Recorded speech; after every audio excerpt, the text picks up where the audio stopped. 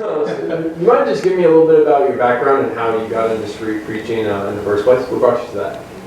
Yeah, I became a Christian. I was in jail, just living a party lifestyle, I guess you could say. And, God came in my life. And, I was involved with church. But then after about around 2009, God really moved me to start doing evangelism, get out and spread the word. Mm-hmm. Jesus said in Mark 16:15, he said, go out into all the world and preach the gospel to every creature. And, I started to really take the word seriously. So I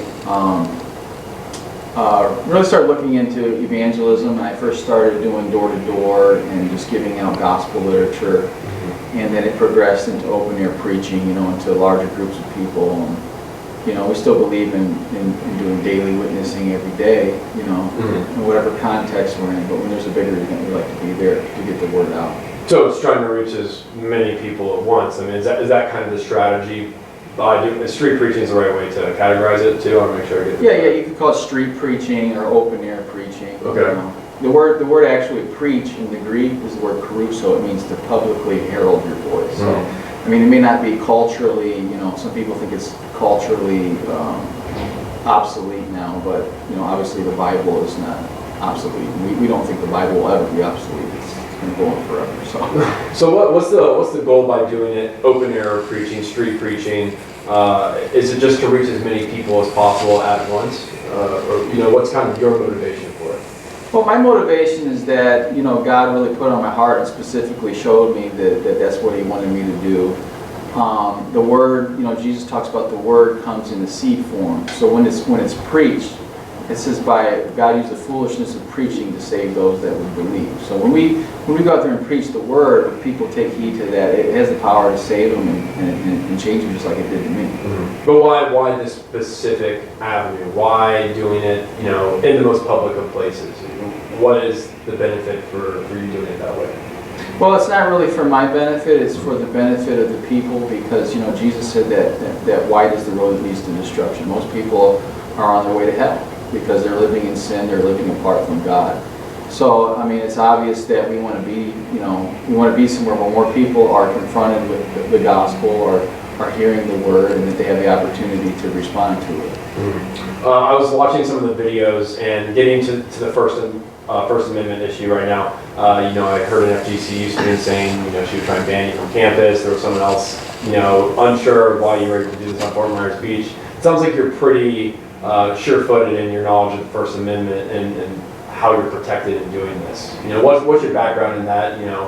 Well, when I first started out, I first started open air preaching in Cape Coral, and the police told me that I was violating, the noise ordinance. Then they told me that I was having a public protest and I needed a permit, and I was getting a lot of misinformation. So finally, I got to the point where it was like, okay, I need to look into these things, and we need to know.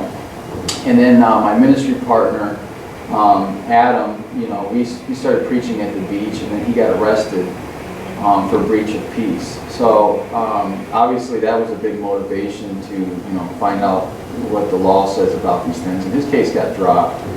And so once we looked into these things, we realized what fighting words are, or inciting a riot, or breach of peace is, and those things are clearly defined through the Constitution and case law, that we're able to be out there confidently knowing we're not breaking any laws. How many times do you think you've been arrested or cited in Southwest Florida for open air preaching? Well, I've only been cited once. This was my first citation. Adam, he's been arrested twice here, and he's been cited, I think, once or twice as well. Mm-hmm. What was your reaction when you were given a citation by the Fort Myers Police Department? Were you confident that it wasn't going to end up how they wanted it to? Well, yeah, I was confident because, number one, the literature was religious in nature. I mean, even the website on my literature I was handing out, I don't sell anything on my website. I don't solicit funds. I mean, it cost me money to make those gospel tracts. So when the officer, came and he was saying, this is propaganda, this is, commercial advertising, it was pretty ridiculous to me. And, I probably could have been a little more calm. I was kind of upset about it. I just got there and he's already approaching me. But So I kept handing it out, and he did cite me once I did that, but I knew I wasn't breaking the law. Did you ever think about what their motivation might have been in trying to cite you to get you to stop doing this? Well, obviously, there's a lot of, they get complaints, and there's people that don't like what we're doing, and this is vacation land, so you have people that, they want just the convenience, they don't want these, crazy religious people out there confronting people and things. So I can see where the police are trying to balance all those out and appease, some of the businesses and things like that, or just some people that don't like what we're doing. So, I mean, I felt like, if they're, I don't really want to say what their motivation was. I don't want to just say the officer just hates me and he hates God. And, but obviously there was some opportunities for them to, look into these things. And even when we went to court, we lost the first case, and then it got appealed, and then the district attorney dismissed it. So there's opportunity for a long period of time to look into these facts and see what the law, supported. And then it even left district court, and you guys actually sued the city of Fort Myers and ended up reaching a settlement in federal court. Mm-hmm. What were you hoping to accomplish by bringing that suit against the city of Fort Myers? Well, number one, the actual Supreme Court actually cast down a big part of the ordinance itself about commercial advertising. And even after the first time he went into court, the judge sided with the police and said that it was a moot point that it was religious. And she said that the fact is that we were shoving literature into people's chests, and the police were, saying that as well, and we don't do that. I said, look, if I was doing that, they could just arrest me for assault or something, and the video clearly showed there wasn't really even anybody downtown. So after that, it was, even for the judge to side with them on that point was absurd, And then even when they dismissed it, they still didn't repeal the ordinance. The ordinance was still in place, so if we were even to go downtown again with our gospel tracts with the website on it, there's an opportunity for them to cite us again. Well, they have repealed it now. They have, were you aware of that, or? That was part of the agreement. Okay. The settlement agreement was that they compensated our lawyers and they repealed the agreement. When I went there, I told my lawyers, I said, I don't need anything. I don't need any money. I'm not doing this. God's blessed me. I'm fine. Some people accuse us and say we're out there to get a lawsuit. We don't. I've been to court 3 times. I took time out of my work schedule, and I wasn't getting paid for it, and I didn't get compensated from the court even. I wasn't trying to. Well, I think some people are curious about that. I mean, I think it's pretty clear the reason you're out there, but is any part of the motivation in your tactics for doing this to push some of these First Amendment issues? Well, no, I mean, my motivation is to get out there, get the word out, be able to preach freely in America, and allow people to hear the gospel, and then work with the police and, find, where there's peace between us through the law, but also people understand, what we're doing and why we're doing it. I'm not a political activist. I'm not out there trying to just, constitutionalize everything, There's law and order, and I want it to be that way, but I don't like it when, people side with maybe, a business owner or somebody else's opinion, and then they try to disregard the Constitution. Mm-hmm. And if everybody was silent, everybody just let police or let the laws change, and nobody challenged it, and then we wouldn't have any freedom. Mm-hmm. Is there a way for everyone in the situation, from the vendors downtown, the businesses, to you, to your fellow open-air preachers, to get what they want out of this? I was talking with the city attorney in Fort Myers, and he expressed, they're not sure if they're going to try and enact any new ordinance regarding this. His best advice was, is there a way for you and others to work this out so that everyone is able to amicably get along downtown and within the city of Fort Myers? I mean, is that an option? Well, the reason it's, the Bible says in Romans 12, it says to as much as depends on you live in peace with all men. Okay, and that's really our goal. It's the gospel. It's called the gospel of peace. So, but the Bible also says in Ephesians 5:11, it says, "Don't have any fellowship with the unfruitful works of darkness, but rather expose them." So when we go out and we preach against drunkenness, and there's people that are getting drunk in the middle of downtown, and we preach against homosexuality, and we live in a culture that's trying to elevate those ideas that it's okay, there's obviously going to be a confrontation. It's a spiritual confrontation. Yeah. Is any of that an attempt to antagonize people? Because I have seen a lot of fighting in your video. Fighting might be a strong word. I've seen a lot of very strong arguments in your videos. Is any of what you're doing an attempt to antagonize people? No, I mean, usually we're not the ones fighting people. I mean, the police even watches very carefully. I mean, if I laid a hand on somebody, I would go to jail. I've had people, one time downtown, a guy body slammed me. He just grabbed me from behind and body slammed me. We don't even normally press charges. I don't even know if we've ever pressed charges on anybody. It was just on the other news channel when we were preaching at Halloween. The guy was spraying me with a water hose and shoving me into the street.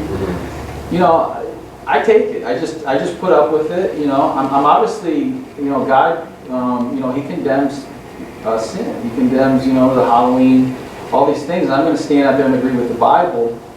And if people see that as antagonizing, well, it's for their best that they hear what I'm saying. Well, on top of, quoting Bible verses, because it's pretty clear that you're able to, out-argue anybody when it comes to some of these Bible verses, at least in the videos I've seen.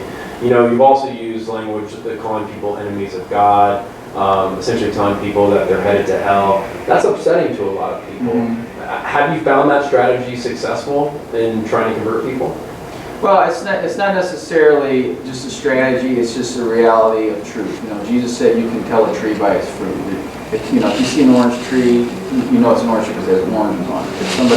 If somebody has sin and they're coming against the Bible, it's obvious they're an enemy of God. And I don't personally call people names. I don't call people these derogatory names.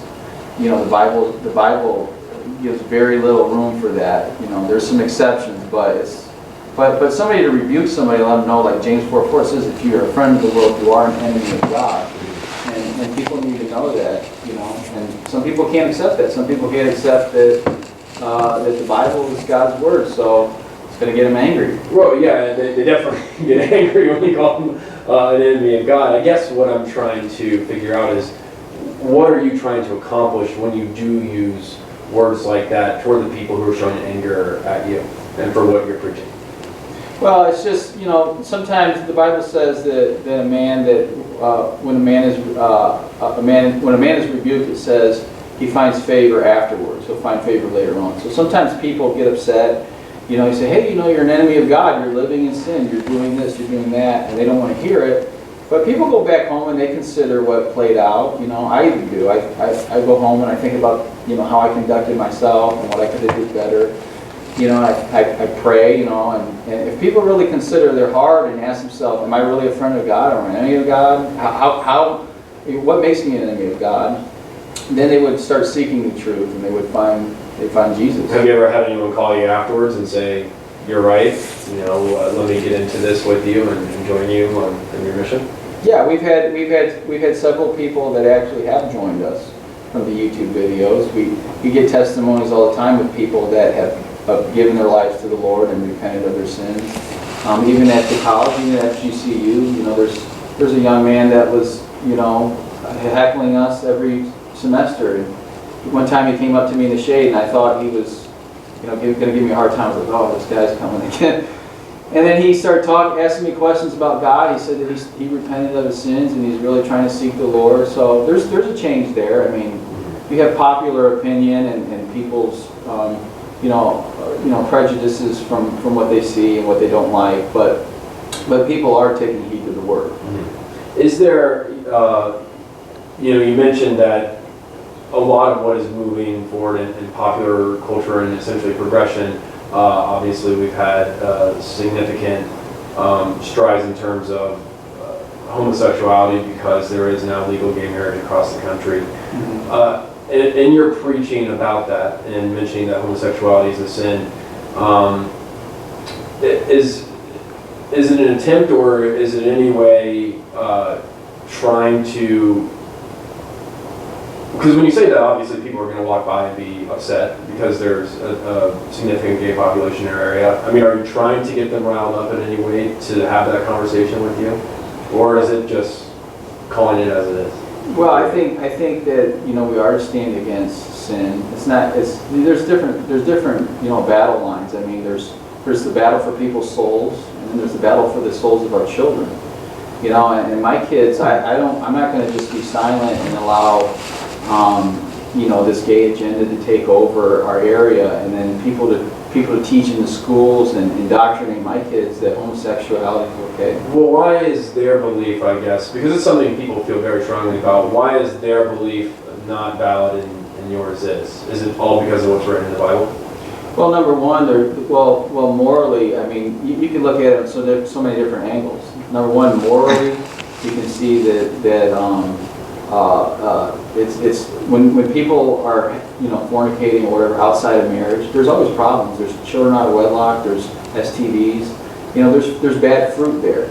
You know, there's also medical. You know, sodomy. Things like sodomy are medically, you know, a medical detriment. I mean, people get all kinds of diseases from things like that. There's no angle that you can take to say that it's a loving thing, an honorable thing. People want to say it is because they say, oh, it's two people getting together and they love each other, but they're harming each other, and it's really harming the way that God even presented a man and a woman to be together. That's your opinion. Well, people say, you know, that's your opinion, but there's really one truth, and we can say we will have our own opinion, but let's look at the fruit. Let's look at what's going to happen when we start following people's opinions rather than the truth. Mm-hmm. And the truth for you is I mean, I don't want to say religion. Is it God? I mean, what? Give me a good idea of the faith you follow. Mm-hmm. Is it any denomination, or, you know, how are you translating? How are you? Well, I'm a born again Christian. You know, Jesus said, John 3:3 says, you must be born again to enter the kingdom. Jesus said, I'm the way, the truth, and the life. He says, no one comes to God but by me. And I believe that with all my heart. You know, and God revealed himself to me, and I know that to be the truth. You know, I know that nobody's going to get into heaven because of their own religion or even because they go to church. It's really because they have a relationship with the living God, Jesus Christ, who died for our sins and rose from the dead. I want to go back to the First Amendment issue and you know, how you were cited by police. Do you believe, or do you think in any way what the police were trying to do is an attack on religion?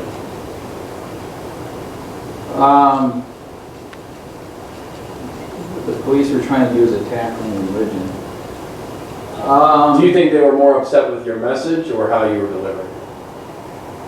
Well, I mean, obviously, I think it's both. I mean, I don't think that maybe they may not like the message, and obviously they don't like, you know, maybe it stresses them out. I mean, maybe they want to have a peaceful night and they have to, you know, protect us, or they have to, you know, keep people, you know, or they get a million people calling on the phone and complaining, you know. But sometimes they don't educate the people. You know, some people freak out and they call the police and they're doing something that's not even illegal. You know, oh, call the police. You know, they're preaching, they're talking about God in public, and then instead of educating them and saying, look, they have free speech, they have the right to do it, they end up siding with them, and then they give into that, and then that's where, you know, then they start, you know, taking a side, and then, you know. As far as their motivations, I really don't know. I can't. I don't want to just say that they're so vengeful, and they, you know, the police do a good job, and for the most part, you know, they help us, support us, they're cooperative. You know, there's times when police have lied to me about things, they weren't cooperative. But you know, honestly, I think, you know, they're trying to do their job, and you know, I appreciate that. So. If they're trying to do their job, like you mentioned, there are some businesses downtown.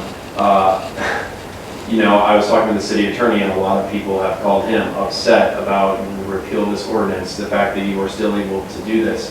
The fact that so many people are upset, is that not a sign that maybe this isn't the right way to do this? Well, we get that a lot from even church people. You know, they say, you know, this isn't the way, you know. But Jesus said in John 7:7, he says, the world can't hate you, but it hates me because I testify that its deeds are evil. they crucified Jesus because he did the same thing. If you read in John chapter 8, he went and preached in the open square to the people. And they disputed with him. They didn't like his message. You know, but that's the way God ordained it. You know, obviously it's not gonna. Not everybody's gonna like it. There's a small amount of people that God's really touching. And you know, he said that if they leave, he said the shepherd leaves the 99 to go find the one lost sheep. You know, sometimes you might have a whole crowd of people that disagrees, but then there's one that hears it and they believe, you know, and it changes their life forever. Are you fearful at all that maybe you're driving people in the other direction? No, because you know, really the Bible just says we're exposing what's already in people's hearts. Me going out there and preaching, if somebody gets so angry and they start cussing and start blaspheming the name of God, you know, for our sake, you know, what's really in their heart? Do they really love God? Do they really reverence God? You know, if somebody hears what we're saying and they take it to heart and they say, oh, you know, wow, this is the Bible, you know, or they just go back home and look it up and say, is this really in the Bible? And they look it up and they look into it. They'll believe, they'll agree with God. What's your plans going forward, your future? I mean, is this going to continue to be, you know, we've seen you in Southwest Warren for years ago? Oh, well, you know, we plan on staying here. I mean, this is pretty much our home base, you know. We've been getting out a little bit more and, you know, we go to the colleges during the fall season, spring, and normally we try to hit the events around here. And we're trying to work with the police better, be more cooperative. I mean, we've had times in the past where we realized we had, you know, bad judgment in certain circumstances, and you know, I'm trying to be more respectful, you know, even not get emotional, you know, in certain circumstances, and just say, okay, let me step back and we'll work it out later. We'll call the attorney or whoever we need to and work this thing out. And I think the police are taking that approach too. So I think you got back to the point that the city attorney left kind of me with, which is, you know, if a business owner in downtown Fort Myers Beach, has come up to you and say, is there any way to do this 5 feet in the other direction so that people don't feel threatened coming into my business? Is that something you're open to? Well, yeah, I mean, we've had, you know, we're not going to just take the megaphone and like crank it up and like point it right at a bunch of people having lunch. I mean, we don't go downtown where they have the restaurants outside and just blast it, you know, while people are eating. And I mean, there's times when you have it and you're blasting, and obviously it's not a convenience to everybody, but we try to do the best we can to work with the people. And you know, obviously it's not going to be enough for them sometimes. Sometimes people just want it off in general. They don't even want us to be there.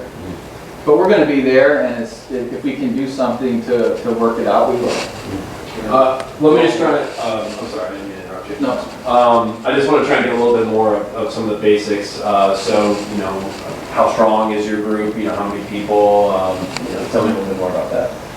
Well, you know, our group is a small group. I mean, there's maybe, you know, probably about 10 of us, I would say, in this area, and then we have other groups that we're affiliated with, you know, a little bit further north and on the other coast in Miami. So there's quite a group of us, you know, in this, I guess you should say nationally. We know a lot of the preachers, and we're affiliated with them. And it's called Hope Awaits. I mean, do I have this right, or is that just your website? It's just a website. Okay. I mean, we don't have this like.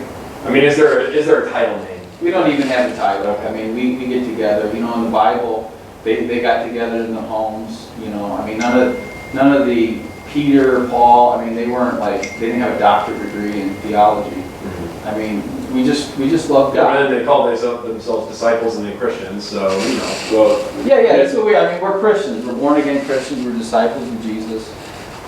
You know, we get together in the home. We you know, when we see somebody that's like-minded and loves God, obeys God, and then we're one with them. You know, we want to fellowship with them. So. Is there anything else I haven't asked? You want to make sure? I mean, I know we could probably talk all day on those videos, but I mean, regarding this subject of you know, the First Amendment rights and your history with preaching here. I don't know, Adam. Do you have any other things you think that we can touch on? I think you covered well. Yeah, everything is going well. So I'm good if you're good. Good. All right, perfect.